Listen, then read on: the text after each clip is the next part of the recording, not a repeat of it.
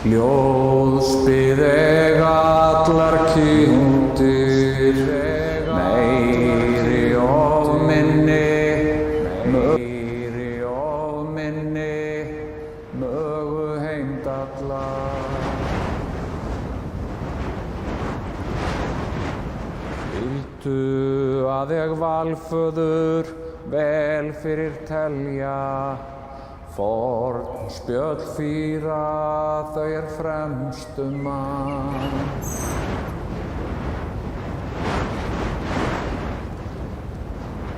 Þá gengur eigin öll á rögg, stólakinn heilög góð og það gættust. Nótt og niðjum nöfnum gáfu, morgin sétu og miðjan dag, undorn og aftan árum að telja.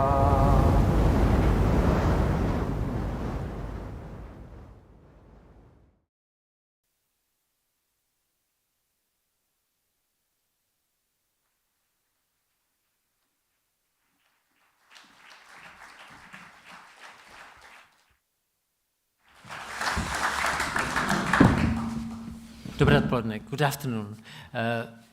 Just tell me, how many of you need translation or don't need translation? Oh, need translation. That's easier. Kolik z vás potřebuje tlumočit do češtiny?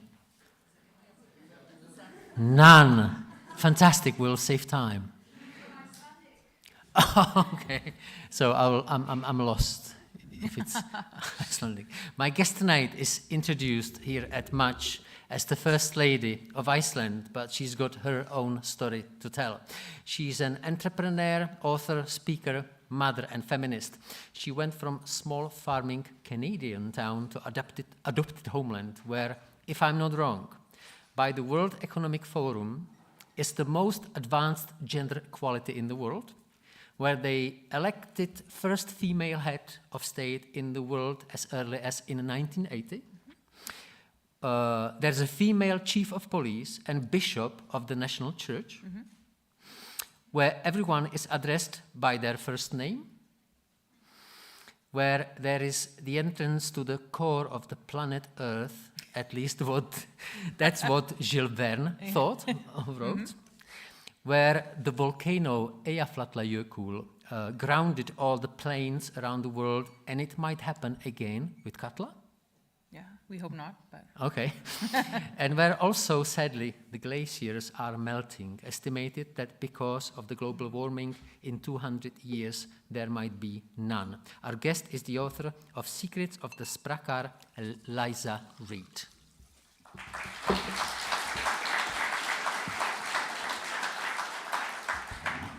So, Eliza, welcome. Thank you. We just have to decide whether those people came to hear the gossip from the presidential office or... You'll never believe what happens next. It's like those videos that you watch, right? Yeah. Now you published a column called I'm a First Lady and it's incredibly weird job. So let's first talk about your job. Yeah. Why is it it's weird? It's not even really a job. So this was the title of an opinion piece that I published in the New York Times in late 2019. They actually wrote that title, calling it weird, but fair enough. And I wrote it in response to a post that had been put on Instagram after that year's G7 meeting, which was a photo of a number of spouses, all women, of G7 leaders who were, I think it was in Biarritz that year or somewhere, and they were at the water gazing out to the sea, and they had captioned it, it was Donald Tusk, I think, had captioned it, "The lighter side of the force," which I felt sort of reduced these women to some kind of policy muses for their husbands or some sort of props to their husbands doing the serious work. And I remember seeing it, and it kind of made me a bit angry because both it reduces the women and somehow diminishes, their own experiences or what they're doing. And I thought, wow, it's too bad I'm first lady, or I'd write something about this on Facebook or something. And then I thought, well, just because I'm a first lady doesn't mean I'm not allowed to say something. And so I did write about it, not only on Facebook, but in the New York Times. And I wrote about this idea of kind of the I called it sort of the erasing of one's identity by 1,000 paper cuts, like a whole lot of tiny little things that somehow reduce your identity. Because although I am incredibly proud to be my husband's wife, although I am incredibly honored and privileged to serve as First Lady, it's not everything about who I am as a person. And it's a very strange feeling to all of a sudden come into the national scene and be known primarily as somebody's spouse or somebody's wife. And so I wanted to expose that and talk about it in a bit. And I used this line that was popular that I wrote, I'm not my husband's handbag that he can grab as he runs out the door and display silently by his side at public appearances. And when I wrote this, the night before, I got really nervous the night before it was going to come out, because I actually hadn't told anybody at the president's office that I had written the article. I had only told my husband because I was worried someone would try to talk me out of it. And so I woke up and I thought, I'm just going to, I'm asking the internet to come after me, and I'm going to get in all kinds of trouble, and no one will like it. But then, in fact, the response was really, really positive, because as it turns out, although maybe not that many people end up being spouses to a head of state, a great many people are often married to a partner for whatever reason who is better known than they are and could really relate to that idea. I just wondered before we met whether there's going to be some protocol, whether I will get told what to say and what not to say, and I find you. No. So Sorry to disappoint you. No, I'm not disappointed. I was just wondering whether I should wear a tie or, is it because Iceland is small and Republican and democratic that you can address wife of the president with her first name? Yeah, I think so. It's also because traditionally the Icelandic names, as you've probably seen from all the authors here this month, have evolved from this system of patronymics, generally patronymics, not matronymics. And so people are known as their father's son or daughter. And so, that's almost irrelevant because it doesn't identify your family in any way. And so that has always evolved, that people, our former president is called Vigdís, and my husband, Guðni, is called Guðni, rather than President Jóhannesson. And even doctors, teachers, they're all referred to by first name. So, and it's cold and windy there sometimes, and so we don't want to spend a lot of extra time on all kinds of frivolous words that we don't need. Frivolous. Okay, you've been the First Lady since 2016. What is it like? That's a great question. It's an incredible privilege and honor, and certainly, as you can imagine, one that I never expected that I would have growing up in small-town Canada, or even when I moved to Iceland with my now husband in 2003. And so I'm grateful every day for the opportunity. And it's very, I guess, surreal is maybe the first word. Still, many years into it, we went on a state visit to Denmark a few months after my husband became president. That's traditionally the first country that Iceland visits. And I had to Google how to curtsy because I was going to meet the Queen of Denmark. You too. And I was very grateful that my father, when I was young, always taught me how to hold my knife and fork properly. And we would say, oh, Dad, who cares how you hold your knife? And he said, you never know when you'll meet kings or queens. And as it turned out, he was right. No, it's wonderful because it's so diverse, and I have the opportunity to meet so many different people, and hopefully do some good to shed a light on issues that I think are important. And it's, as I said, no day is the same. And I'm an extrovert. Maybe, as you can see, I like meeting people and talking to people. And that's obviously a big part of the position. And I sometimes feel like I'm kind of luckier than my husband, too, because there is no job description, which I felt very intimidated by at first. But now I see that as an opportunity. You know, I trust my own instinct and intuition and integrity for what I think I should be doing. And it gives me sort of wiggle room to say, yes, I think this is important. No, I don't want to do that, etc. Now, in your book, you mentioned one Icelandic proverb: "What is said in the water stays in the water." Is it Icelandic proverb? No, that's just me. Say? That was just me being wise. Yes. It's you being wise, because we say whatever is said in Brno will stay in Brno. So. Oh, really? Yeah, that's for tonight. Okay, so all of you, yes. That's good. Yeah. That's good. I find that too, that nothing ever gets out when it's public. That gives us the chance to say, now, if you differ on some issues with your husband, is it polite to state it publicly? Because it will be discussed in the media, wouldn't it? It's a very good question. It's a great question that no one has asked me before. My husband and I are very different characters, but we get along really, really well and have good dialogue. And I think very similar values, which means that on the big issues, we do tend to agree. So to be honest, at the top of my head, I can't think of any, issues publicly that we disagree on. He's a little, he bends easier with the kids, and kids know, like if you need a new like a soccer jersey or something, they'd ask their dad, not me, because I will say no. But on big issues, I honestly can't think of any areas. But you're right. If he made a statement or position and I quite went out and disagreed, that would be public. But again, the role of the president in Iceland is not overtly political. We have a prime minister, a woman. And the prime minister is the head of government, who is responsible for the policies and what's going on. So it's a little bit less controversial anyway. Right. Well, that's what we thought about the Czech president. That's the role is not overtly political, and it turns out that the symbols are quite important. The symbol of what you say, how you say that, whatever. So if you say, people don't expect from the president and his family to mingle with politics, what do they expect from you? I think that's also an excellent question. Very much a unifying role.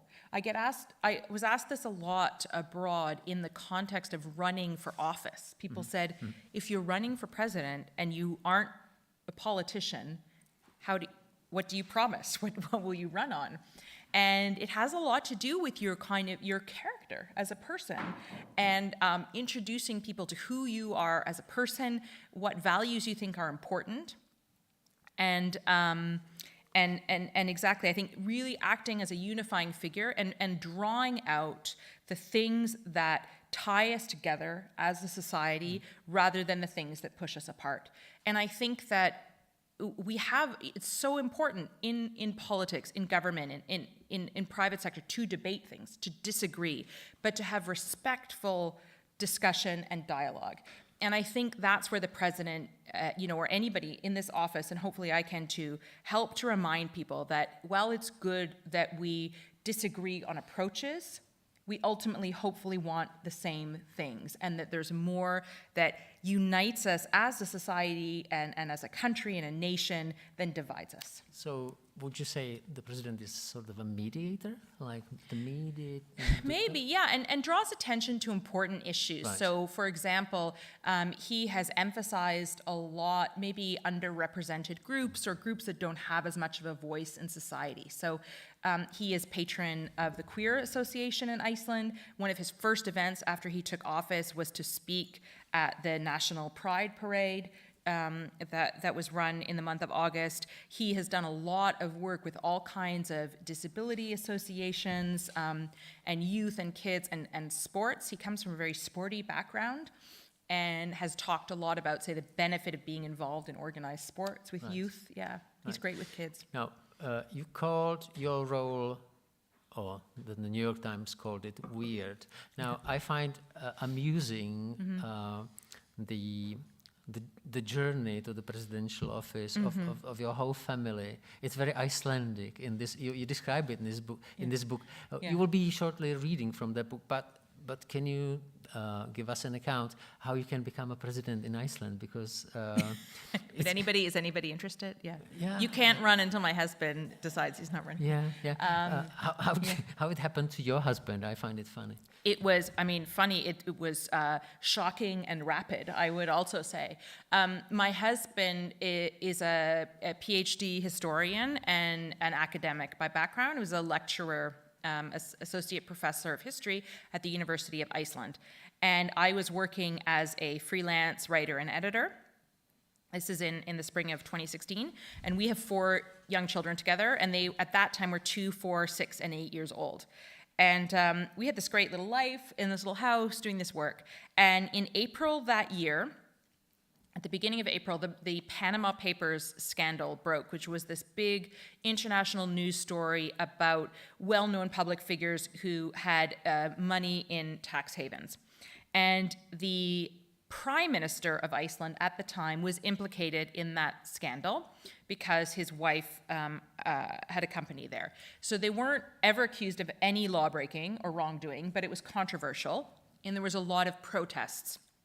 And because that was huge news in Iceland, as you can imagine, they cut the news. The national television broadcaster just was talking about this all day on the news, and they needed someone neutral to come and comment on what it meant if the prime minister was going to be fired, if there would be elections, if he was going to resign, if he didn't want to resign, or what the options were.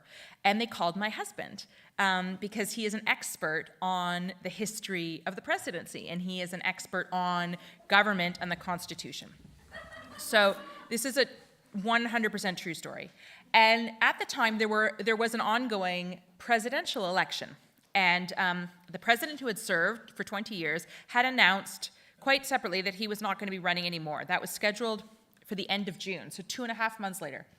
And once my husband appeared, there hadn't really been many candidates. There'd been a few who declared, but no one who was really kind of the candidate to beat yet.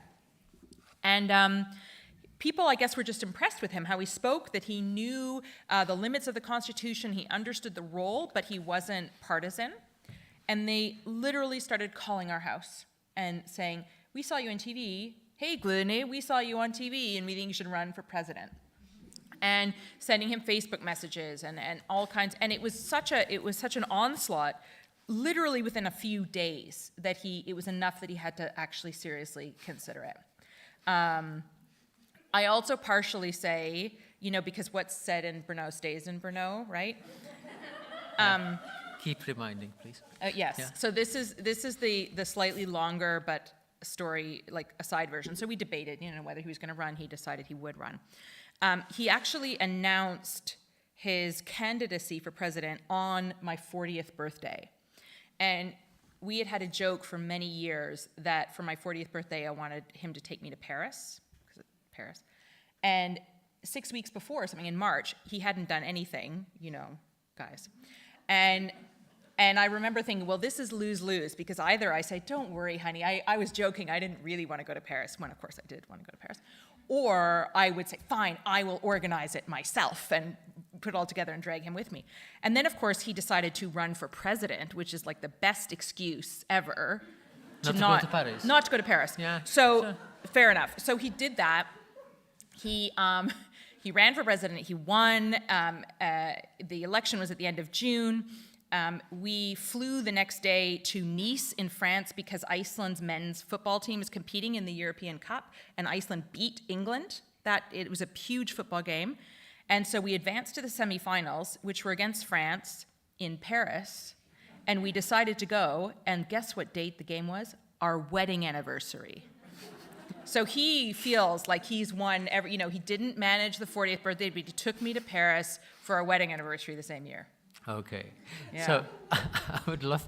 That's not in the book. That's a bonus for Brno. Yeah. Now, let's get into the book. And after the short excerpt from the book, you will stop being the First Lady of Iceland and you will be Eliza, the writer. So Okay. Great. So this section of the book is right at the very beginning, it's actually kind of different from the rest of the book because a lot of the book is comprised of interviews with various women. I call them sprakar, it means outstanding women, in Iceland. But I needed to set the stage because I am a narrator in this book to say, what was this Canadian doing in Iceland? And obviously it's because I fell in love with an Icelandic man. So what I'm going to read for you is the very short beginning part of when I first met my husband. And I think it will come up there in a minute, I think. I moved to Iceland for love in 2003 when I was 27 years old. Don't do the math. Before I met my future husband, Guðni Jóhannesson, in the autumn of 1998, my entire knowledge of the country consisted of being able to recognize its flag and its location on the map, and identify its capital city as Reykjavík, thanks to hours playing Where in the World is Carmen Sandiego on a Commodore 64 in the 1980s.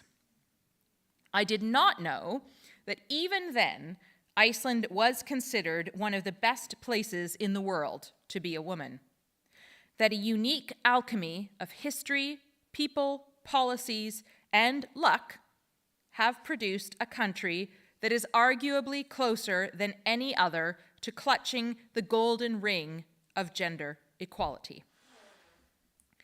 Guðni and I met in graduate school at Oxford University in England, two foreigners among many at one of Oxford's colleges, St. Antony's, that specialized in international studies. Guðni was the first Icelander to attend St. Antony's and one of only a handful who were studying at the entire university. To me, a 22-year-old Canadian woman who grew up on a hobby farm in the Ottawě Valley, his obscure nationality was alluring. He was quiet, owned many books and few other possessions, and didn't drink as enthusiastically as the other students. So I assumed that was what all Icelanders were like. It's not. He was also tall and easygoing, and he sparingly but devastatingly deployed a bone-dry, self-deprecating humor to match that of the British. I had moved across the ocean to England just a couple of months after completing my Bachelor of Arts degree in Canada, using the excuse of graduate school to experience a new country, get further into debt, and postpone making any decisions about what I actually wanted to do with my life. My cohort fell broadly into two groups. On one hand, there were those who, like me, had been in school all our lives, were hardworking enough to have been accepted at one of the world's most prestigious institutions, but prioritized our time in an arguably less constructive way. I never missed a pub or poker night, and I didn't bother to hear then Czech President Václav Havel deliver a sought-after keynote talk because I knew I would not be tested on it. I'm sorry. On the other hand, some students had more maturity. Many had sacrificed much to be at Oxford, quitting jobs, painstakingly saving money, upending families. They were there to get the most that they could out of the experience. Guðni, of course, not only attended the talk of the aforementioned Cold War dissident, but also volunteered as an usher at the event. He read the index of every book first, no matter the topic, in case there was an entry for Iceland.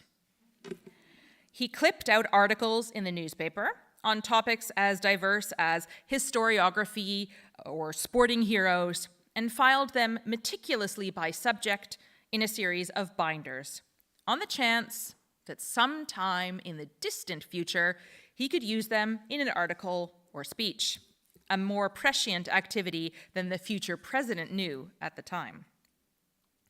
From this behavior and a smattering of gray hairs around his temples, I suspected he was marginally older than I, perhaps as wizened as 26. Once, at midnight, during a house party in a smoke-filled, cramped basement flat, when I was trying to get to know this intriguing but quiet man a little better, he casually mentioned being an undergraduate university student when the Berlin Wall fell. I was in grade 8 in 1989. "How old are you?" I asked, when I realized that my estimate of his age might be overly optimistic. "I am 30, he said, and smiled, rolling the R just a moment too long, as one would do if speaking Icelandic. This can't be possible, I remember thinking. It was midnight. Two revelers, who quite likely did not know each other's names, were making out in the corner. Cigarette smoke was thick in the air. No one as old as 30 would ever want to stay out that late in this environment, surely. I nodded, sipped my beer, and changed the subject. "What are you up to over the holidays?" It was only mid-November, but people were already booking flights home for when term ended. "I'll be visiting my daughter," he replied nonchalantly, as if it was so obvious that I needn't have asked. I nearly spit out my beer. "Of course you are. If the world is suddenly so topsy-turvy that I am flirting at midnight with a man who has just entered his 4th decade, then it would be perfectly natural that he also has a child and a handsome R-rolling Nordic family back in Iceland whom he has never mentioned in the 2 months I've known him." This put rather a spanner, or I was in the UK now, so it wasn't a wrench, in the works for my flirtation with the Viking. Game off, I thought, as if this conversation were a weekend road hockey pickup game and his personal life were a passing car. "Oh, of course. What about her mother?" I ventured. "I'm not visiting her," he replied, maintaining eye contact with me. Game on. Guðni was the first divorcee I counted among my friends. He had not mentioned his 4-year-old daughter before, because in the gamut of small talk, when students first meet, no one thinks to ask about children, and he was not the type to offer up more detail than necessary. In that key developmental decade of one's 20s, he had completed his first master's degree, fathered a child, gotten married, then amicably divorced, and finally relocated to England. He was 8 years older than I, at that time more than 1/3 of my life. Yet somehow the fact that we were both students put us on a level playing field. And he made me laugh. By the end of the academic year, we were a couple. 18 months later, we were living together in a small flat in Hampshire as he completed his PhD in history and I worked in sales and marketing for a rather posh 200-year-old company that had only recently stopped addressing people as Mrs. or Miss instead of by first name. Ms. being, it seemed to me, a title they unofficially reserved for divorcees and lesbians. On weekdays, Guðni often made the 2.5-hour one-way trip via train and underground to the Public Record Office, now the National Archives, near Kew, just outside London, to pore over records of British-Icelandic relations. I helped write marketing brochures on how to identify counterfeit pharmaceuticals or luxury goods, and corrected people who asked on a virtually daily basis where in the United States I was from. In the evenings, I worked on learning a few phrases of Icelandic, a Norse language that has changed little in the 1100 or so years since the island was settled. My CD-ROM, remember those? taught me such helpful phrases as hvar lestastöðin? Where is the train station? There are no trains in Iceland. And hvar ströndin? Where is the beach? A small part of the country straddles the Arctic Circle. I had a plan of sorts. Guðni was finishing up his degree, completing a 100,000-word dissertation on 20th century fishing disputes in the North Atlantic. And he understandably wanted to return to the island where he was missing so much of his daughter Ruth's childhood, although she visited us regularly and he spent most summers with her in Iceland. If we wanted to be together, it would be in Iceland or nowhere, at least while she was still growing up. And if I was going to move there with Guðni, it would be to stay. I'd need to make a life for myself there outside of being his partner. It could not be a dress rehearsal. I didn't want it to be easy for me to give up on the partnership when I despaired at the 10 a.m. darkness in December, or if I were unable to understand conversation in Icelandic at dinner parties. If this was going to be the main performance of my life, I thought it was just as well to be married, to be legally committed to each other until death do us part. And I think, is that the end of the reading? You have to read on, but I proposed to him.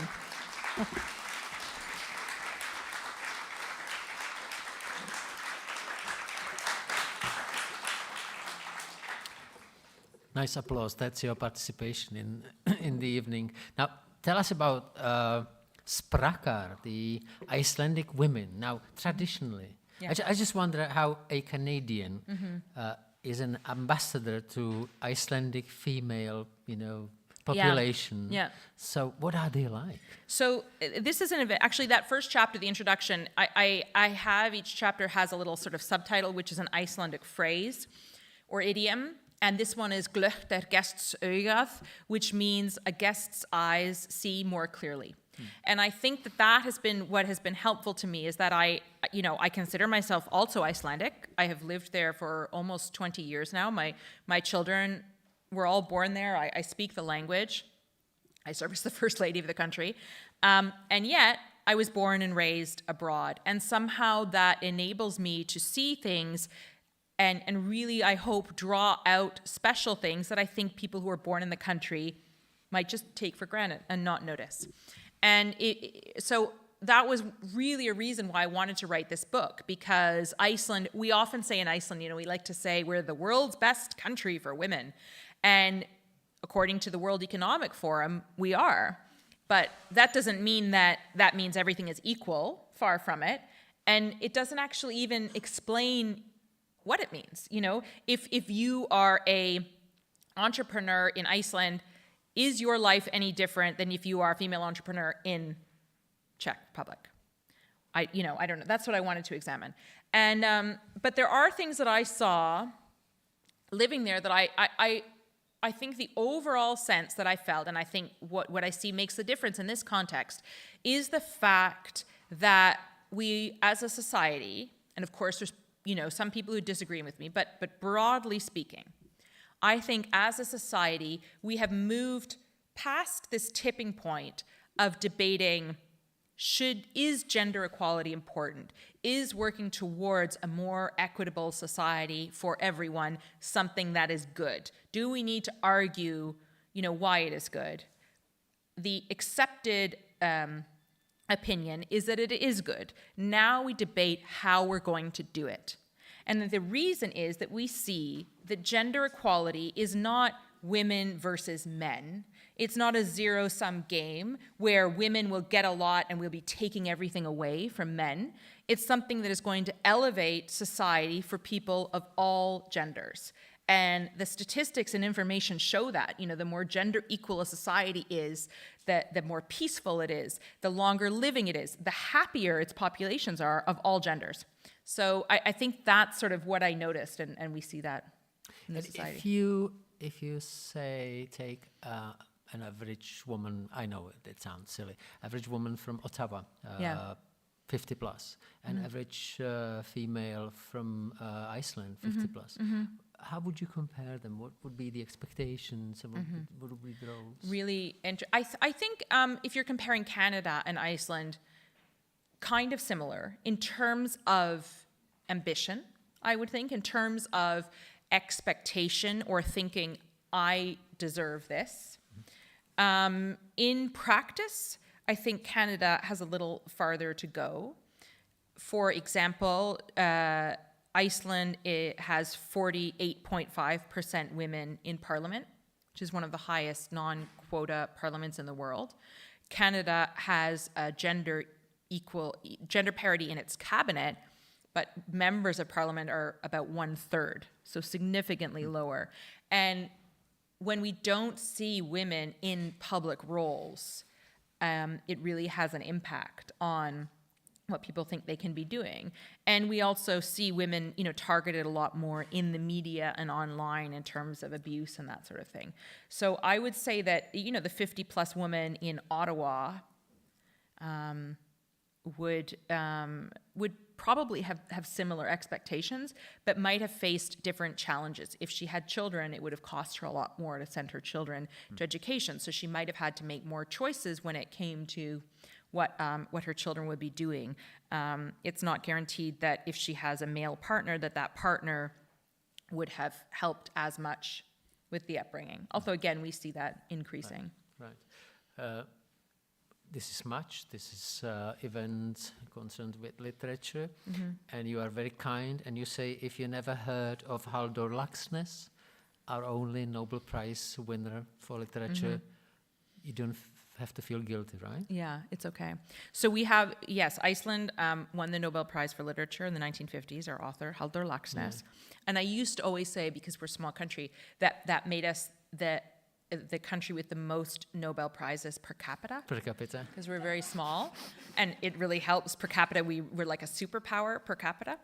And then, as it turns out, the Faroe Islands have a physics Nobel Prize winner.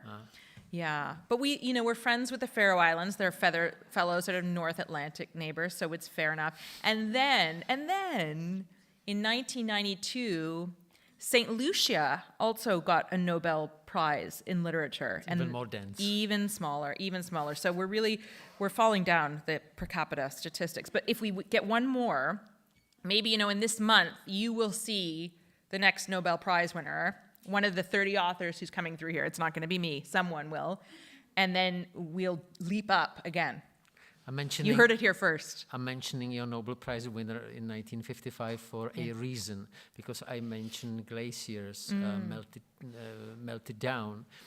Actually, you have one memorial of a glacier that's not there anymore. Yes. And there's one sentence in one of the books of this peculiar man, and he says that an Icelander watching a glacier forgets the meanings of words, which is sort of a poetic thing. It is. But I wouldn't go into poetry, I would go into glaciers melted down. How do you feel about it? Because you might feel upset about the world around you, because it's not Iceland that causes the pollution and the... Yeah.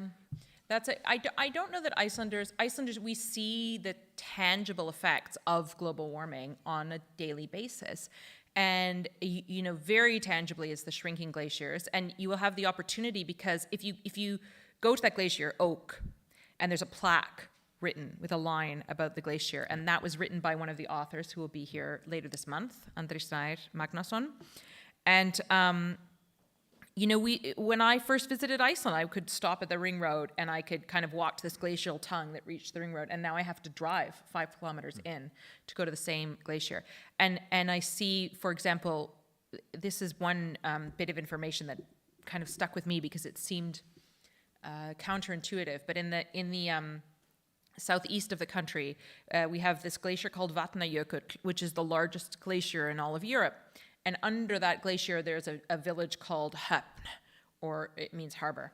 And that town is actually rising by a centimeter a year. And we talk about sea levels rising and things, but it's rising because the glacier next to it is melting so much that it's pressing less on the earth, which makes the town rise, which it's kind of like a reverse version of what we read about so much. But I think, in fact, that rather than, as you said, blame, carbon emitters Panic, around maybe, the world, panic, yeah. we can be seen as a tangible example. People can travel to Iceland and see the exact effect. And we're doing a lot of research now into ways that we can practice. So our energy is almost 100% renewable energy that we're using through geothermal, hydrothermal power. There's a really interesting company called CarbFix now, which has developed this technology that is capturing carbon emitted into the air and storing it in the porous lava rock in the earth where it becomes solid. So it's a way of removing carbon from the air, which has a lot of potentially valuable applications, run by women. And there's a lot of research that we're doing in this field, and so I think we're seeing it more as a way of being an opportunity to hopefully use this urgency to develop more solutions that the planet can use. We left out some pressing issues, like, for example, surnames of women. Like, there's a debate in the Czech Republic about surnames of women. Okay, and tell me. Well, I would like you to ask. I might tell you afterwards. It's not that dramatic, I think. If you have any questions, there's 7 minutes. That's gone fast. There's a few questions. Yes. Děkuji. Dobrý večer.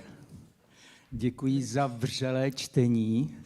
A chtěl bych se zeptat, jak se daří angličtině na Islandu a v jaké proporci se tam vydávají knihy islandské vůči anglickým, anglické vůči islandským a kdo lépe vládne angličtinu, jestli muži nebo ženy?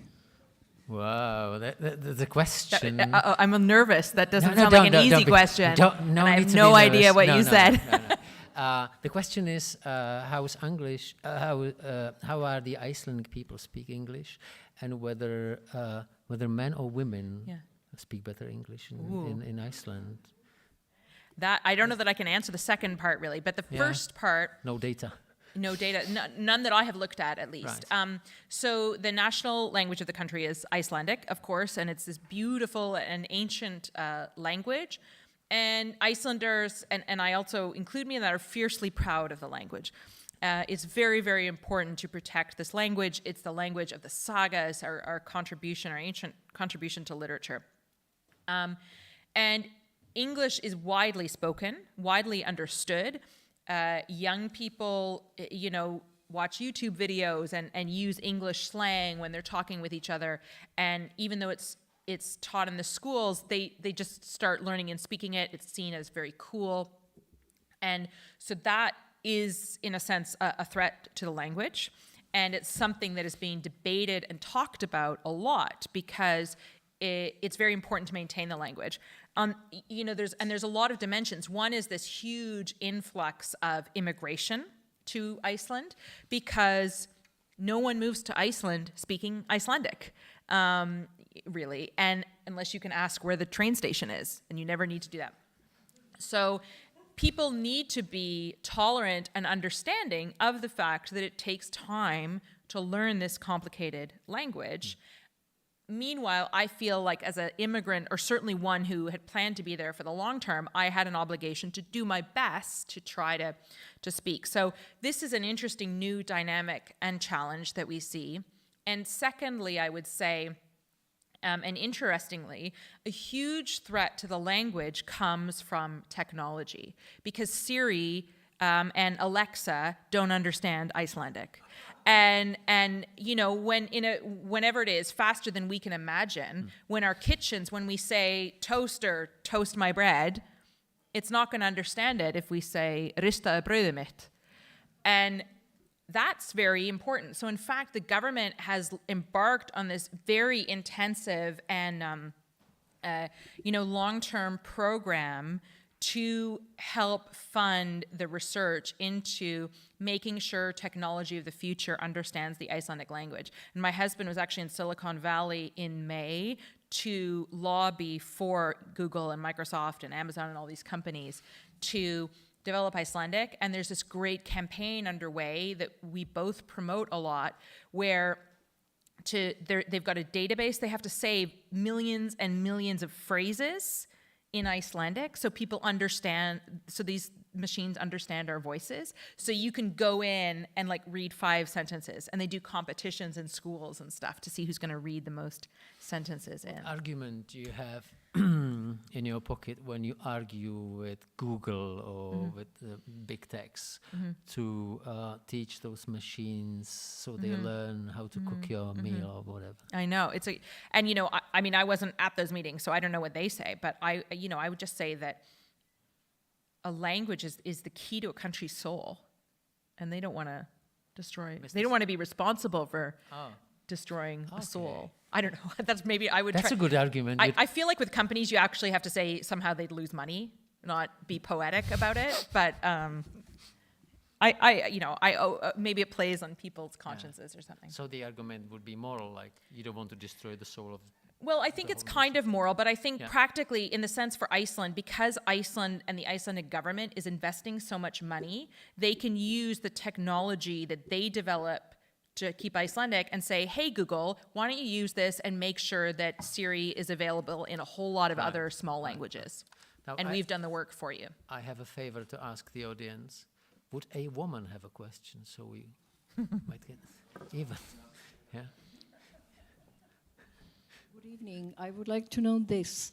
How much time did it take you to learn Icelandic language?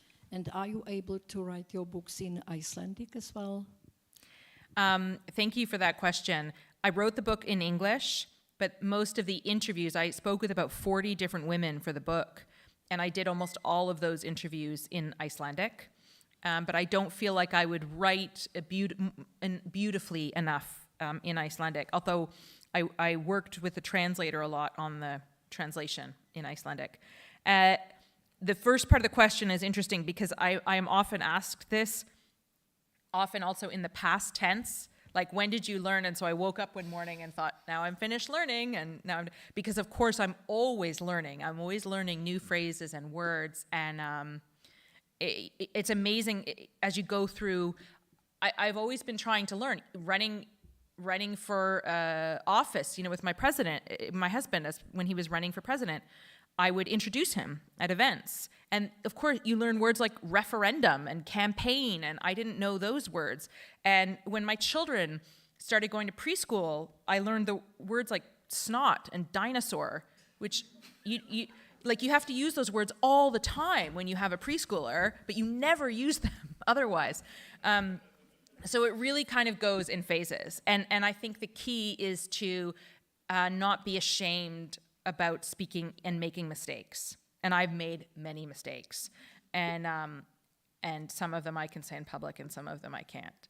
But they're, because of course it's just an ongoing process. But I feel I can, speak it in all. I probably couldn't read like a really legal contract or something, like a tax document contract I would find difficult, but I'd probably find that difficult in English, right? Now this hour, I called it for myself Eliza's Saga, so thank you for sharing your saga with us. Yeah. It's 8 o'clock, we have to finish here. I think, Eliza, you'll be here for a moment, so if you have some more questions about Icelandic, some more profound questions than that have been asked, please feel free. And the book's coming out in Slovak sometime, yeah. But if you publish Czech books, it's up for grabs. So exactly. So Eliza Reid, thank you very much for being here. My pleasure. Thank you. Děkuji. Děkuji.